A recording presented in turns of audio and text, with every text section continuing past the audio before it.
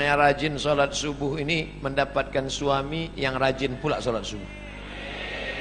Karena kalau kalian anakku yang sudah solehah, yang sudah cantik, yang sudah rajin sholat, tiba-tiba dapat laki tak sembahyang, tak satu dua curhat masuk ke HP saya.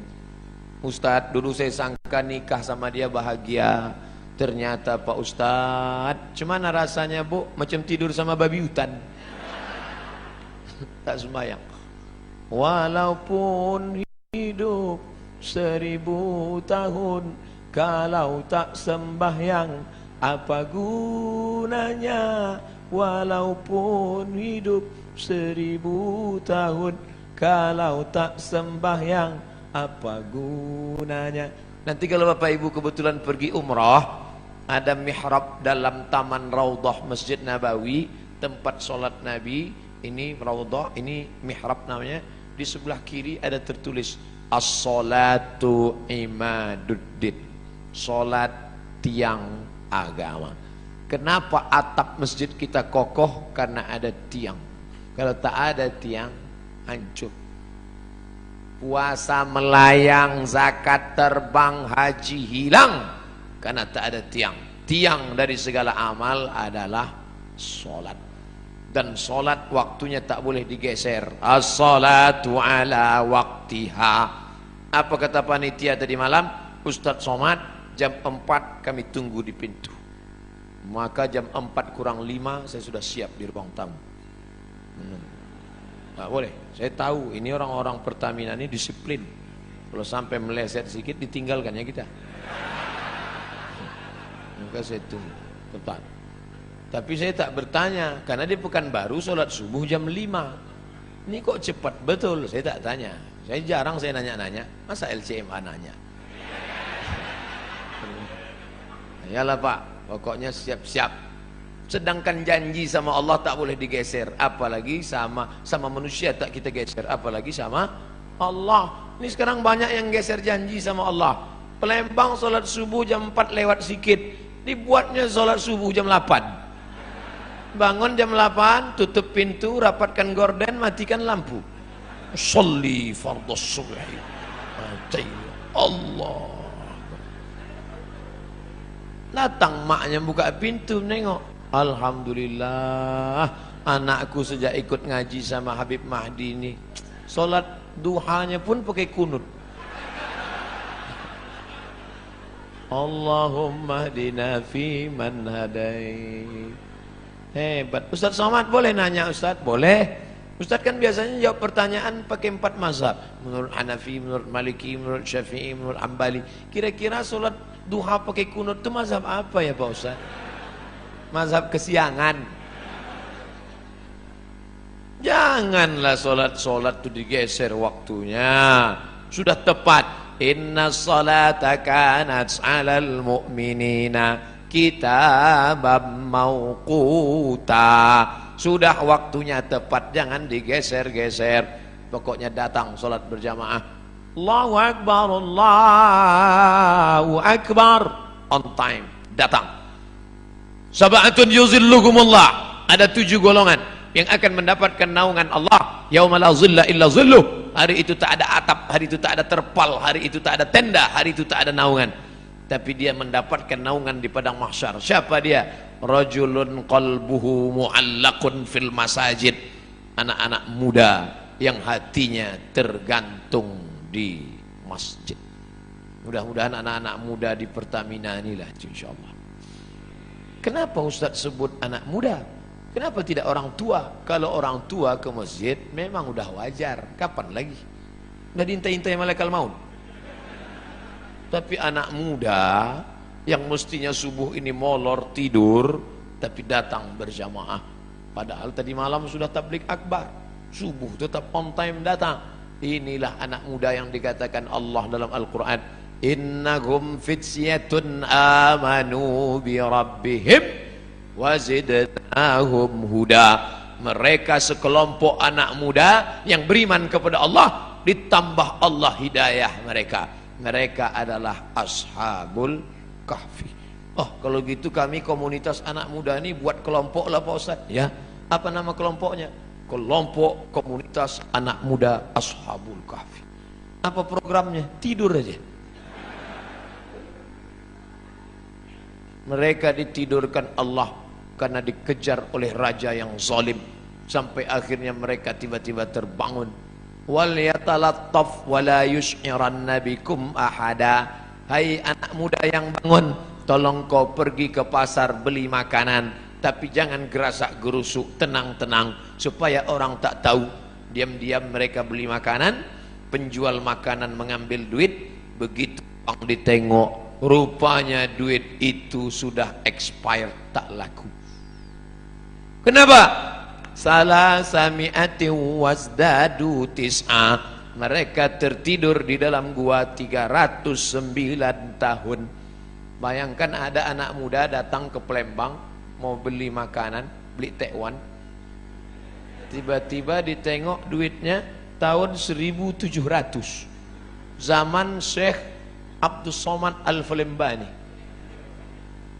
Mentang-mentang nama sama itu yang disebut. Bayangkan apa yang terjadi saat itu. Ini ada anak muda, rupanya zaman itu sudah berganti seorang raja yang soleh. Raja yang soleh mengunjungi mereka ke dalam gua, ditengok anak-anak muda terkapar, tertidur. Tak lama setelah itu mereka pun meninggal dunia. Allah hanya ingin menceritakan.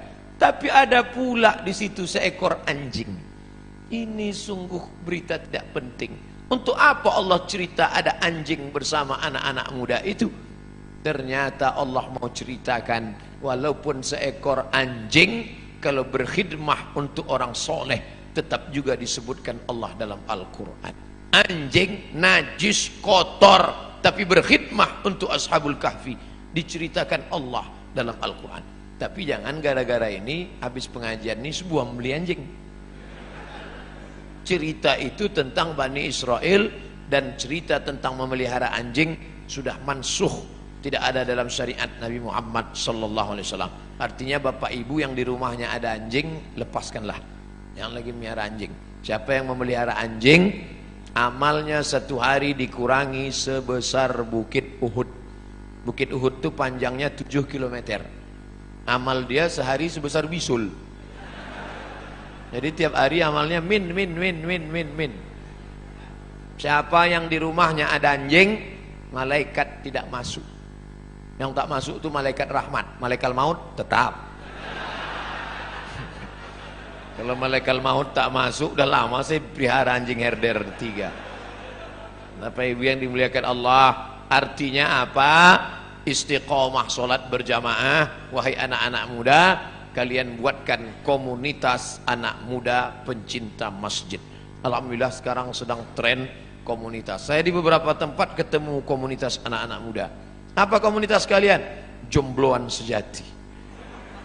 Tulisan logonya say no to bonceng. Mantap. Kalian apa komunitasnya?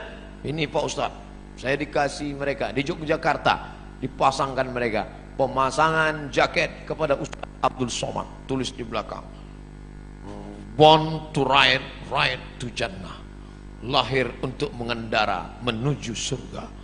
Anak-anak geng motor, mantap. Dipasangkan ke saya pun langsung ke airport. Habis subuh pasang langsung ke airport. Semua orang di airport nengok saya. Rupanya jaket itu dipasang naik motor, saya naik pesawat. Tak cocok. Artinya apa? Komunitas anak muda ini tetap dijaga dan mereka tetap sholat berjamaah di masjid. Habis waktu. Cepat betul. Saudara yang dimuliakan Allah Subhanahu wa taala, memakmurkan masjid sudah, beriman hanya kepada Allah sudah, menegakkan salat sudah. Masuk yang keempat, wa ataz zakah, berzakat. Orang yang sudah salat tapi tak berzakat, maka tak ada gunanya karena dia makan haram. Di dalam duit kita itu ada zakat. Zakat orang dititipkan Allah kepada kita. Ada orang diuji kakinya lulus, diuji kakinya sholat berjamaah lulus, diuji matanya sholat tahajud lulus, diuji kantongnya, di situ baru kelihatan. Nama siapa? Pelit bin bakhil bin medit bin kedekut. Ini orang na'udzubillah. Oleh sebab itu maka keluarkanlah zakat. Bapak sudah bayar zakat? Tiap tahun saya bayar zakat Pak Ustaz. Berapa? 2,5 kilo. Itu zakat fitrah. Zakat pendapatan 2,5%. 85 gram emas murni. Berapa itu sekarang Pak Ustaz? 85 gram kali 500.000 1 gram, 42.500.000. Siapa yang mempunyai pendapatan 42.500.000 sudah kena zakat 2,5%. Kalau profesi kami sebagai pegawai Pertamina ini gimana Pak Ustaz? 42.500.000 setahun, bagilah 12 bulan. 12 bulannya berapa itu? 42.500.000 bagi 12, 3,6. Jadi yang berpendapatan 3,6 juta, 3.600.000 itu udah kena menurut Basnas, amil zakat nasional yang sudah disepakati ijma' antara ulama-ulama Basnas se-Indonesia, 3,6. Saya tidak sebut gaji karena ada orang gajinya 2 juta, pendapatannya 20 juta. Ada uang tunjang, uang sipak, uang sundul, uang sikut, duit-duit apa. Jadi di total semua, total. Pak Ustadz, saya sebulan dapat 5 juta. Mudah cara ngitungnya. 1.025.000. 5 juta berarti 125.000. Saya 10 juta Pak Ustadz, 250.000. Saya sebulan dapat saya 100 juta Pak Ustadz, 2,5 juta.